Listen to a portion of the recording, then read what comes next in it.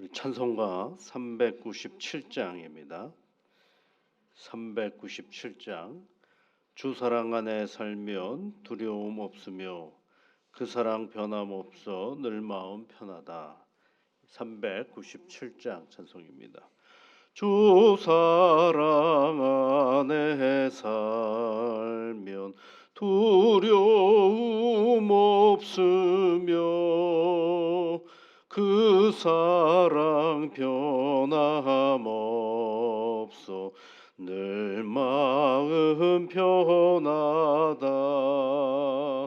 저 폭풍 몰아쳐서 내 마음 떨려도 주 나의 곁에 계셔 겁낼 것 없어라. 주 나의 목자시니 부족함 없으며 주 인도하는 대로 늘 따라가리라. 그 지혜 나를 깨쳐 내 앞길 밝히니 나 주의 길을 따라 주 함께 살리라.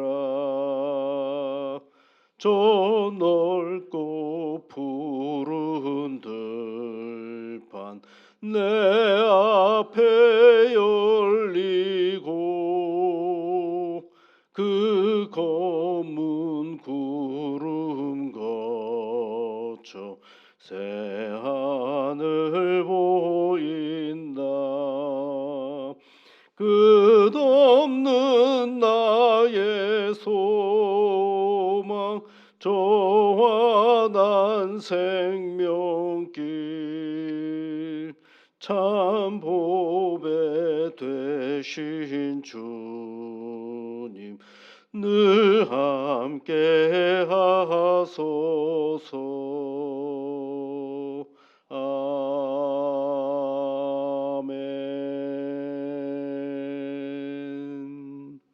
우리의 생명을 주관하시며 날마다 새날을 허락하여 주시는 하나님 아버지 감사를 드립니다. 이른 아침을 맞이하여 하나님께 기도하며 이 하루를 시작하는 주의 자녀들이 이 자리에 왔습니다. 한 사람 한 사람 주 하나님께서 격려와 위로와 평안으로 함께하여 주시며 하나님의 이름을 부를 때마다 그것이 능력의 삶의 현장이 되어줄 수 있도록 주 성령께서 오늘도 이끄시고 도와주시옵소서. 존귀하신 하나님 아버지, 우리의 각자가 가지고 있는 기도의 제목이 있습니다. 하나님께서 기도를 계속하고 기도에 감사함으로 깨어있으라 말씀하셨사오니 우리의 기도가 늘 감사로 시작이 되고 이 하루가 다 끝났을 때에 감사로 시작했던 이 하루의 끝이 후회가 아니라 감사와 감동이 있는 복된 날이 되도록 이끌어 주시옵소서. 주의 성령께서 함께하여 주시사 긴급하게 하나님 앞에 기도하는 제목이 있다고 한다면 우리의 마음을 아시는 하나님, 모든 형편들 가운데 합력하여 선을 이루시는 우리 하나님의 놀라운 은혜가 모든 믿음의 그 간구 가운데 있게 하여 주시옵소서. 때로는 우리가 간구하지만 그 간구가 나도 모르는 사이에 내 욕심이 앞설 때가 있음을 압니다. 때로는 내가 알 수 없는 마음의 자리를 드러낼 때도 있음을 압니다. 합력하여 손을 이루시는 여호와 아버지 하나님, 우리의 허물은 가리워 주옵시고 우리의 간구만 들어 온전히 하나님의 영광이 되게 이끌어 주시며 우리는 원하는 것을 하나님 앞에 구하지만 우리 하나님은 우리에게 필요한 것으로 응답하고 계심을 늘 기억하고 하나님의 뜻을 잘 살펴나가는 우리 자신들이 되도록 이끌어 주시옵소서. 예수님 이름으로 기도하옵나이다. 아멘. 하나님의 말씀은 마태복음 5장 말씀입니다. 마태복음 5장 17절부터 20절까지 말씀을 함께 같이 읽겠습니다. 내가 율법이나 선지자를 폐하러 온 줄로 생각하지 말라. 폐하러 온 것이 아니요 완전하게 하려 함이라. 진실로 너에게 이르노니 천지가 없어지기 전에는 율법의 1.1획도 결코 없어지지 아니하고 다 이루리라. 그러므로 누구든지 이 계명 중에 지극히 작은 것 하나라도 버리고 또 그같이 사람을 가르치는 자는 천국에서 지극히 작다 일컬음을 받을 것이요 누구든지 이를 행하며 가르치는 자는 천국에서 크다 일컬음을 받으리라. 내가 너희에게 이르노니 너희 의가 서기관과 바리새인보다 더 낫지 못하면 결코 천국에 들어가지 못하리라. 아멘. 율법에 대한 말씀을 우리 주님께서 하셨습니다. 그래서 율법을 폐하러 오신 것이 아니라 온전하게 하시기 위해서 왔다라고 말씀하죠. 그러면 한번 생각을 우리가 해봐야 되겠죠. 당시에 율법을 제일 잘 아는 사람이 연구하는 사람들이 누구예요? 서기관과 바리새인들이라고 말할 수가 있습니다. 서기관들은 율법의 규정들을 하나씩 만들어가는 사람들이 서기관들이에요. 그 실정에 맞도록 율법을 만들어가는 것이 서기관이에요. 바리새인들은 그 바리새라는 이름의 뜻은 분리주의자라는 겁니다. 그러니까 그 율법을 잘 지키려고 어디로부터 분리가 되느냐면 세상으로부터 분리된 사람들이 바로 이 바리새인들이에요. 그런데 이 사람들은 누구보다도 율법을 잘 아는 사람들인데 그런데 예수님은 이 바리새인들과 서기관들과 대제사장들 이런 사람들하고 늘 갈등이 있으셨잖아요. 그 율법을 완전하게 하려고 오신 분인데 율법을 잘 알고 있는 사람과 늘 충돌을 하셨거든요. 그럼 우리 생각 같아서는 율법을 잘 지키는 사람이니까 바리새인들과 서기관들이 그러면 그들하고 더 협력을 하셔야 될 것 같은데 오히려 더 많이 싸우시기도 하고 더 힘들어하시기도 하고 바리새인들 서기관들을 꾸짖기도 하셨던 그 모습을 우리는 성경을 통해서 잘 알게 있죠. 그러면 이제 뭐의 관점이 다른가를 우리가 살펴볼 필요고 왜 갈등을 일으키셨는가를 살펴볼 필요가 있죠. 그래서 먼저 율법이 도대체 뭔가를 생각해 볼 필요가 있어요. 원래 율법 그러면 유대인들은 어떤 생각을 가졌냐면 십계명이 율법이에요. 십계명이 율법. 근데 시간이 조금 지나면서 무엇까지 율법으로 안에 집어넣느냐면 모세오경, 율법이 담겨져 있는 모세오경을 율법서라고 얘기를 해요. 그래서 율법에는 십계명은 출애굽기에도 있지만 신명기에도 십계명이 있는 것처럼 이 5가지 창세기, 출애굽기, 레위기, 민수기를 다 율법이라고 얘기를 해놨어요. 그 다음에 이제 또 시간이 지나면서 어떤 것들을 율법 안에 집어넣느냐면 소위 그러면 랍비들이나 유대의 선생들이 어떤 한 십계명의 하나를 가지고 해석을 한 거를 있어요. 그거 이런 거는 이런 거다라고 해석하는 것조차를 또 율법 안에 범위에다가 집어넣었어요. 그러니까 율법이 점점점 커져가죠. 그런데 그 기준은 어디에 있느냐면 십계명에 있는 거죠. 그러다 보니까 그 서기관들이 그 율법 안에 그것을 잘 지키기 위해서 뭘 만들었냐면 규정들을 하나씩 만들어 놓기 시작했어요. 그래서 그 규정들조차 뭐가 되는 거냐면 율법이 된 거죠. 그러면 예수님이 율법을 폐하러 온 것이 아니라 율법을 완전하게 하라고 오셨다라고 하면서 말씀하신 완전한 것은 십계명을 얘기하시는 것이고 그런데 바리새인들과 서기관들과 그렇게 충돌했던 것은 뭐냐면 유대인들이 만들어 놓았던 전통적으로 내려왔던 어떤 규정들 그것과 예수님이 늘 충돌하셨다라는 것을 우리가 기억하셔야 됩니다. 예를 들면 이렇습니다. 안식일을 거룩하게 지켜라. 이거 십계명에 있잖아요. 안식일을 거룩하게 지켜라. 그러면 거기서 안식일을 잘 지키려면 일을 하지 말아야 되거든. 일하지 말라 그랬으니까. 그러면 일의 범위가 어디까지인가를 또 알아야 되겠죠. 어디까지 일이에요? 예를 들면 이런 경우가 있어요. 사람이 다쳤잖아요. 그렇죠? 다쳤으면 응급처치까지는 일이 아니에요. 그 생명에 지장 없을 정도까지만 하는 거죠. 그런데 낫게 하려고 하면 그 뭐가 되느냐면 그건 일이에요. 안식일에 그 일을 하면 안 돼요. 죽지 않게까지 하는 거는 안식일에 해도 돼요. 말이 되는 소리입니까 이게? 근데 일을 하지 말아야 된다라는 그 규정을 만들어야죠. 어떤 게 일하지 않는 거냐라는 것입니다. 이런 규정도 있어요. 노동이 아닌 것은 뭐냐면 이런 거죠. 무화과 나무 한 송이 무게에 해당하는 식물을 옮기는 거. 그거는 일이 아니에요. 그런데 무화과 나무 한 송이의 식물을 그 이상을 옮기는 건 뭐예요? 그건 노동이에요. 그러면 또 뭘 해야 돼요? 무화과 나무 한 송이에 무게를 또 달아야 되잖아요. 그러니까 규정에 꼬리를 무는 거죠. 또 이런 거 있어요. 아기한테 음식을 줘야 되지 않겠어요? 그러려면 누가 움직여야 되잖아요. 엄마가 어떤지 아빠든지 움직여서 아이한테 우유를 줘야 되지 않겠어요? 그런데 그 잘못 주면 노동이 되는 거예요. 어디까지 노동이고 어디까지 노동이 아니냐. 한 모금으로 마실 수 있는 양의 우유, 그건 노동이 아니고 그 이상을 하는 거예요. 이것도 규정에 따라 다르잖아요. 어떤 사람은 한 모금이 클 수도 있고 한 모금이 작을 수도 있고 있잖아요. 그런 걸 만들어 놓는 거죠. 그런 걸 만들어 놓고 그거를 지키라라고 얘기하는 것, 그것을 예수님께서 늘 비판을 하셨던 거죠. 말이 안 되는 거죠. 말이 안 된다라고 생각을 하시는 거죠. 그래서 예수님이 말씀하셨던 건 다른 건 뭐냐면 그 십계명, 원래 십계명을 어떤 정신을 가지고 지키느냐가 예수님이 하시는 말씀이죠. 그런 규정을 따르다 보면 누가 배제가 되는 거예요, 여러분?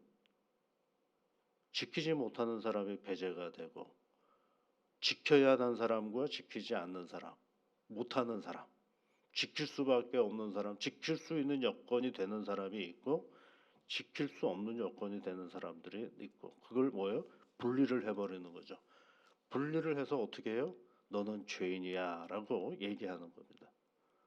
그것이 이제 당시에 유대인들이 가지고 있던 율법에 대한 어떤 태도예요.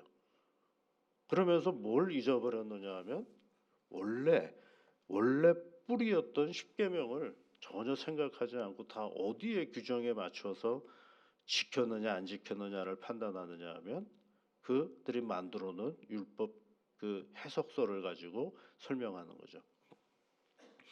그래서 이 율법 해석서, 유대인들이 가지고 있는 율법 해석서를 미슈나라고 얘기를 합니다. 그러니까 이건 되고 이건 안 되고 이건 되고 이건 안 되고 쭉 나열되어 있는 거거든요. 그걸 미슈나라고 얘기를 해요. 그런데 그 미슈나만 가지고는 너무 어려우니까 그것을 또 해석한 책이 있어요. 그게 뭐냐면 우리가 잘 아는 탈무드예요. 그러니까 미슈나는 규정이에요. 1항, 2항, 3항, 4항 이렇게 쭉 규정이 되어 있다고 한다면 탈무드는 뭐예요? 그 규정 사이사이를 비집고 나가는 또 하나의 그런 여러 가지 것들이 있는 거죠. 그러니까 탈무드는 대략 뭐라고 표현을 하느냐면 지혜서라고 얘기를 해요. 왜요? 규정과 규정 사이를 묘하게 빠져나가는 이야기들이 많거든요. 거기에는. 그러니까 탈무드를 읽으면 굉장히 재밌죠. 탈무드 같은 이야기들을 보면 참 재미있습니다. 왜냐하면 거긴 규정이 없어요. 우리가 만들어 놓은 규정과 규정 사이에 애매한 그 순간들을 싹싹싹 넘어가는 이야기들이 많거든요. 그래서 그걸 뭐라고 표현한다고요? 지혜라고 얘기를 해요. 사람이요, 여러분, 생각보다 아주 지혜롭거든요. 규정으로 사는 존재가 아니고 어떻게든지 그 규정으로부터 벗어나려고 하는 태도를 늘 가지고 있죠. 그런데 예수님이 율법을 완성하시겠다라고 하셨다는 그 말씀은 어디에 있느냐면 그네들이 가지고 있던 그런 자잘한 규정에 있는 것이 아니고 본래 하나님이 우리에게 주셨던 십계명의 정신이 무엇이냐라는 것을 살피려고 예수님이 그 율법의 완성을 말씀하신 거거든요. 그러면 여러분 우리가 십계명은 어떻게 시작이 되는지를 잘 알아요. 10가지 계명을 외우는 게 하나 중요하지 않아요. 중요한 건 뭐냐면 10가지 규정을 하나님이 어떤 마음으로 우리에게 주셨는가를 살피는 거거든요. 여러분 한번 출애굽기 20장을 한번 보십시오. 출애굽기 20장 1절부터 보시면 3절 말씀에 너는 나 외에는 다른 신들을 내게 두지 말라 이렇게 하고서 이제 십계명이 시작이 돼요. 그런데 그 말씀을 주시는 분이 누구냐면 하나님이시잖아요. 이렇게 시작하죠. 20장 1절 2절인데요. 하나님이 이 모든 말씀으로 말씀하여 이르시되 나는 너를 애굽 땅 종되었던 집에서 인도하여 낸 내 하나님 여호와니라 이렇게 표현하고 있죠. 출애굽기 20장 2절 말씀에 자 하나님이 말씀을 주시는데 그 하나님이 어떤 하나님이라고 설명하느냐면 전지전능하신 하나님, 천지를 창조하신 하나님, 사랑이 많으신 하나님이 아니라 나는 너를 애굽 땅 종되었던 집에서 인도하여 낸 내 하나님 여호와니라 그 말씀으로 시작하거든요. 애굽에서 이 사람들이 무슨 짓을 했어요? 이스라엘 백성들이 노예였죠. 노예였거든요. 그 노예에서 뭘 준 거예요? 자유를 주신 거죠. 그러니까 노예였던 이스라엘 백성들을 자유를 주신 하나님께서 뭘 주신 거예요? 십계명을 주셨어요. 그렇더라면 십계명은 뭘 주려고 하시는 거예요? 하나님께서 인간에게 자유를 주시기 위해서 주신 말씀이 바로 십계명이에요. 이 자유라는 말은 다른 말로 말하면 존중이거든요. 한 사람을 존중하는 마음으로 준 거죠. 그러니까 이 말씀을 이 존중이라는 단어로 한번 잘 살펴보면 나 외에 다른 신을 섬기지 말라라는 건 누구를 존중하라는 거예요? 하나님을 존중하라는 거예요. 존경하라는 거죠. 또 쭉 내려가다 보면 내 부모를 공경하라는 얘기는 누구를 존경하라는 거예요? 부모를 존경하라는 것입니다. 쭉 더 내려가다 보면 안식일을 기억하여 거룩하게 지키라라는 건 뭐예요? 안식일을 존경하고 존중하라라는 것이죠. 쭉 더 내려가 보면 살인하지 말라라는 말이 있어요. 그러면 살인하지 말라는 것은 누구를 존중하라는 거예요? 사람을, 인격을 존중하라라는 얘기죠. 간음하지 말라라는 건 뭐예요? 상대방을 존중하라라는 거죠. 도둑질하지 말라라는 건 뭐예요? 도둑질하지 말라라는 건 사물을 존중하라라는 거죠. 이게 뭐예요? 하나님께서 십계명을 주셨던 가장 큰 특징은 이걸 지켜야 네가 복을 받는다. 이걸 지키지 않으면 네가 벌을 받는다.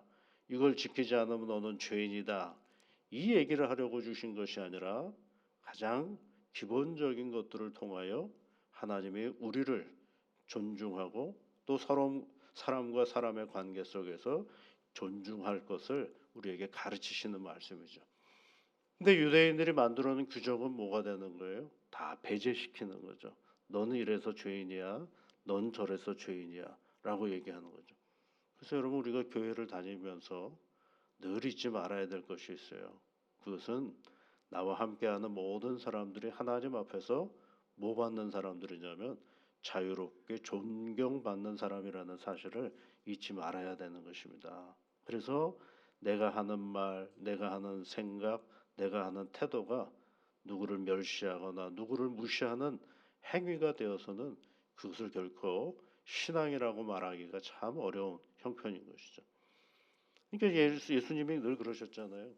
예수님이 갈 때마다 그네들이 이 바리새인들과 서기관들의 기준에서는 율법 밖에 있는 사람들을 향하여 예수님은 늘 걸음을 멈추지 않으셨거든요. 왜 그래요? 그네들을 존중하기 위해서 거기까지 가신 거예요. 그들은 누구예요? 다 하나님의 백성이기 때문에 그렇습니다. 하나님의 백성이니까 하나님의 백성에게 가가는 건 누구예요? 하나님으로 오신 우리 주님이 그런 곳으로 함께 가시는 거죠. 그래서 여러분 오늘도 우리가 이 믿음의 길을 걸어가면서 놓치지 말아야 될 것 주님의 율법을 완성하려고 오셨던 것처럼 오늘날 우리도 이 땅에서 하나님을 믿으면서 누구를 하나님의 율법을 완성시키는 일에 최선을 다하면서 이 믿음의 길을 걸어가는 것입니다. 그래서 이런 믿음의 길을 오늘도 성실하게 걸어가는 복된 새 하루가 되시기를 주의 이름으로 축복합니다. 같이 기도하겠습니다. 하늘에 계신 우리 아버지, 아버지의 이름을 거룩하게 하시며 아버지의 나라가 오게 하시며 아버지의 뜻이 하늘에서와 같이 땅에서도 이루어지게 하소서. 오늘 우리에게 일용할 양식을 주시고 우리가 우리에게 잘못한 사람을 용서하여 준 것 같이 우리 죄를 용서하여 주시고 우리를 시험에 빠지지 않게 하시고 악에서 구하소서. 나라와 권능과 영광이 영원히 아버지의 것입니다. 아멘.